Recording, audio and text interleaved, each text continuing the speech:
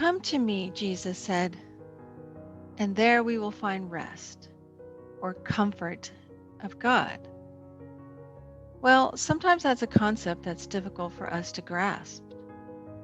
Jesus said, "Come to me, all you who labor and are heavy laden, and I will give you rest.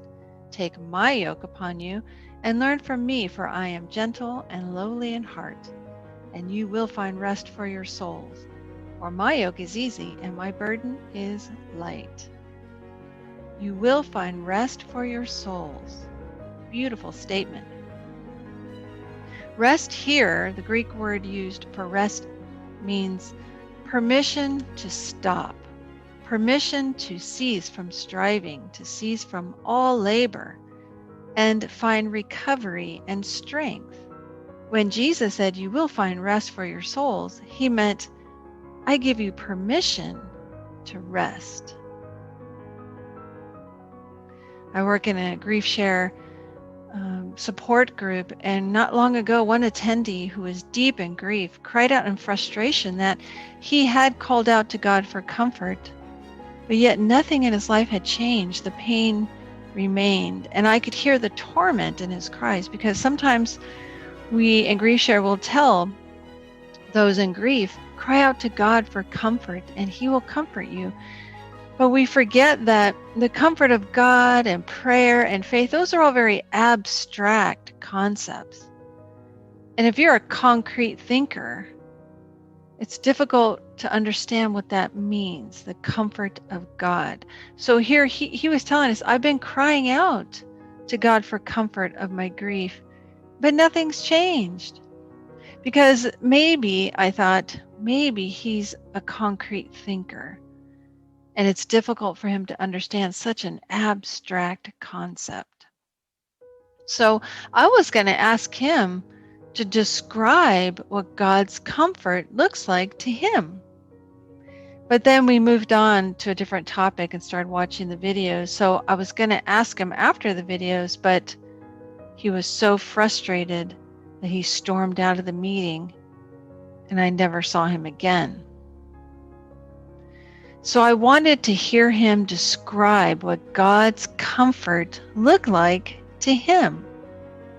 And if I were to ask you what it looks like, you would have a different answer probably than what I describe it as. For me, I think of it as listening to music about God, or talking to other Christians about God, reading God's word, the Psalms, or just praying to God in quiet. Like right now, I'm looking out my window and I see the birds in the bird bath. I see the wind animating the green trees. And to me, that gives me comfort. To me, that's God comforting me and giving me rest for my soul.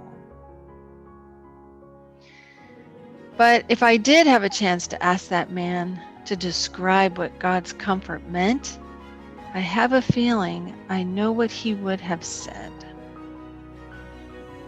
Jesus said, "You will find rest for your souls if you come to him." And remember, that word rest means permission. He will permit you to rest your soul. So think about it. What does God's comfort look like to you? Is it a song that you hear? Is it a prayer that you pray? One of the chapters in the Bible? Think about what it looks like to you. I know that man probably would answer, if I asked him to describe what God's comfort looked like, he would probably say, I want my loved one back. I want them back.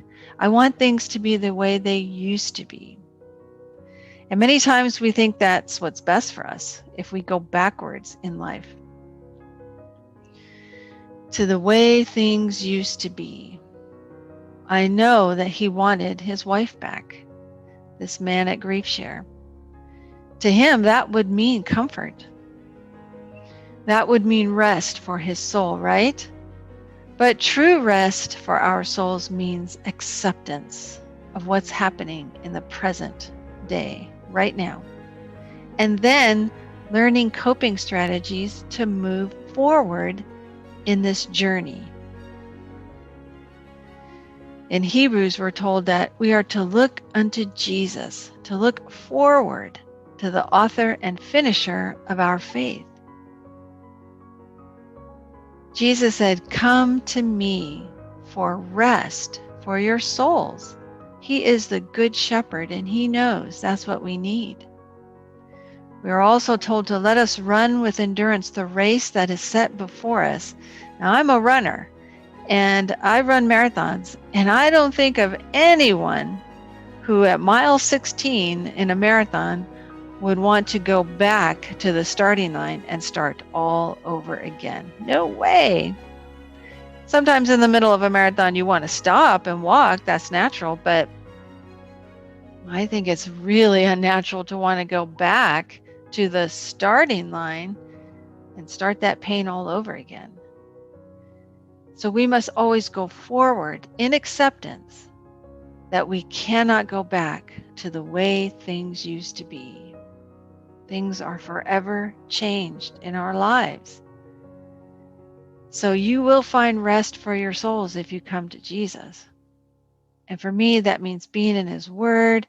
It means prayer. It can mean fellowship time with other believers, singing songs of praise, alone time with God, or participating in ministry with God. All of that gives rest and recovery and strength to my weary soul. Jesus said, "Come to me," like a little child, totally dependent on the Father. What about you? Are you weary? Do you need rest for your soul? Come to Jesus. See that picture? That's the world. Their yoke, the world's yoke, is heavy and burdensome. Jesus said, "Take my yoke, for my yoke is easy and my burden is light." So we don't want the yoke of the world pressing down on our necks and our shoulders. Jesus took it all on His shoulders for us. That's true rest, knowing that Jesus paid it all. He said, "I am the good shepherd, and the good shepherd gives his life for the sheep." So I rest knowing that I don't have to. I don't have to lay down my life. Jesus did it for me. So now I go forward, looking unto Jesus, the author and finisher of our faith.